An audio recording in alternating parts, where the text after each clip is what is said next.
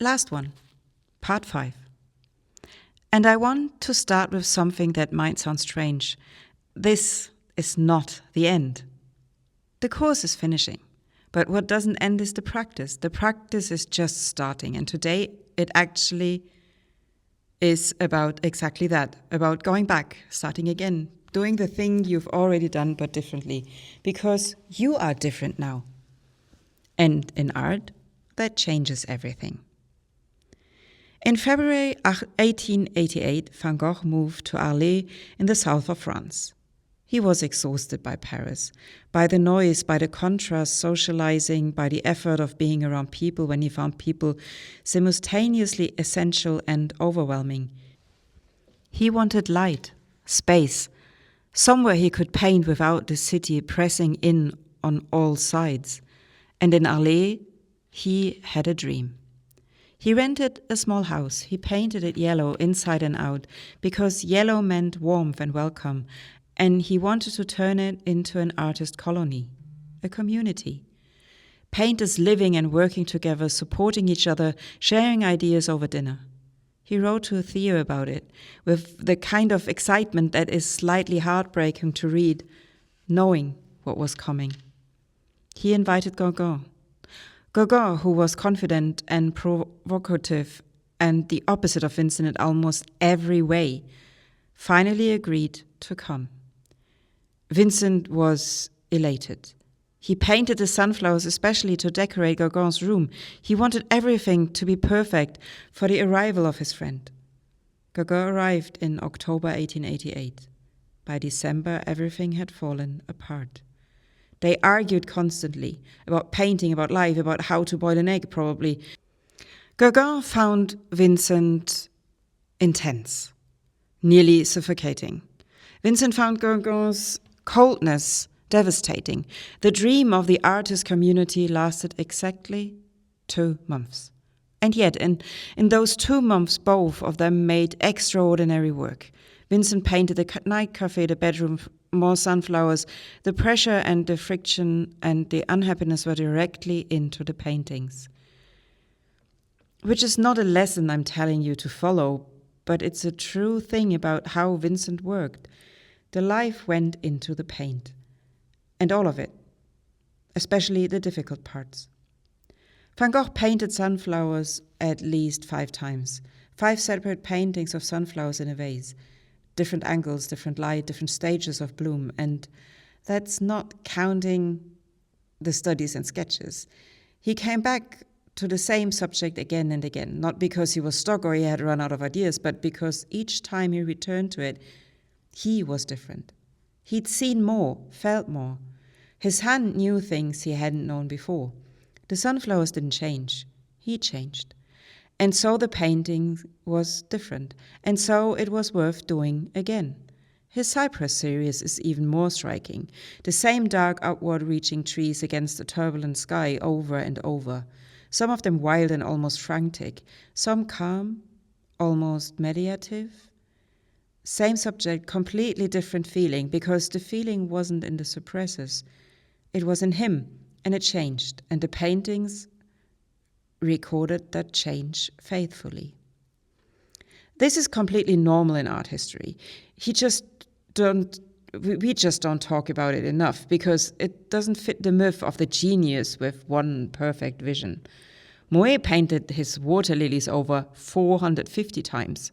No, sorry, 250 times. Well, whatever, a lot of times, right?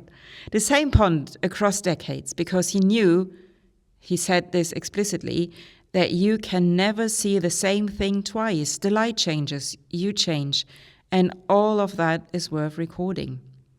Matisse drew the same figure 10 times in a row, removing one line each time. The 10th drawing had almost nothing in it and was the most powerful of it all, because everything unnecessary had been taken away. Gerhard Richter made entire series where the changes between one canvas and the next are almost invisible. And the power is in paying attention to those tiny shifts, in learning to see what changes when almost nothing changes. Repetition in the hands of someone paying attention. It never boring. It is never boring. It is a deepening. I want to tell you about the last period in Vincent's life because it's not what most people expect. After the breakdown, after the asylum in Saint-Rémy, Vincent moved in May 1819 to Auvers-aux-Ouzes, a small village north of Paris. He wanted to be closer to Theo. He came under the care of a doctor called Paul Gachet, an amateur painter himself and one of the very few people who genuinely admired Vincent's work while he was still alive.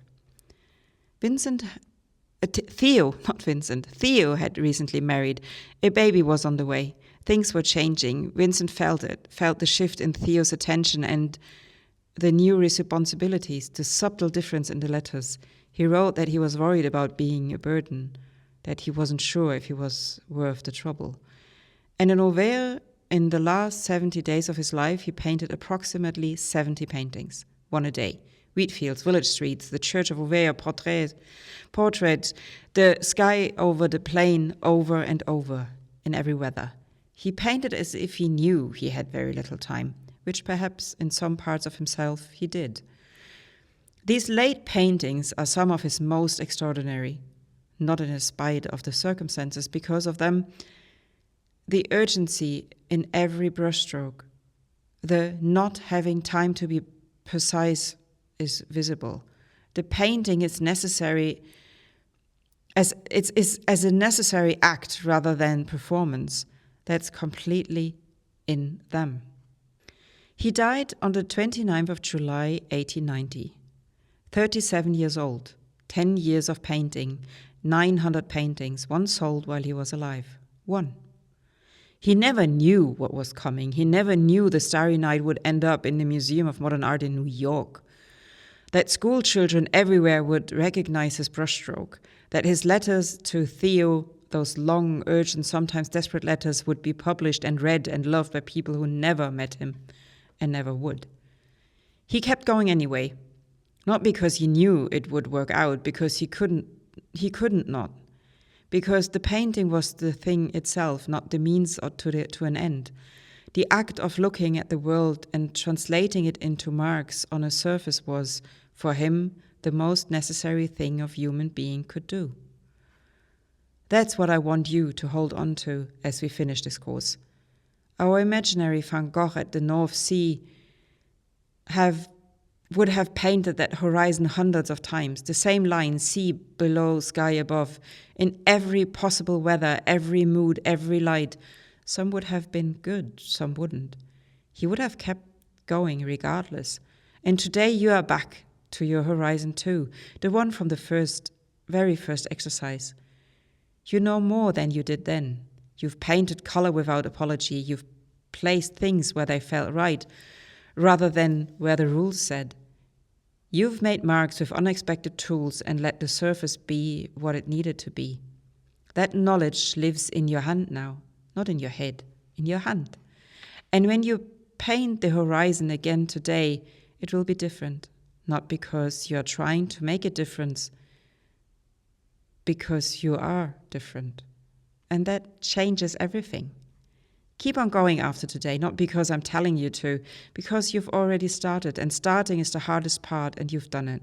Go find your own motives, paint them badly the first time, better the second time, different the third time.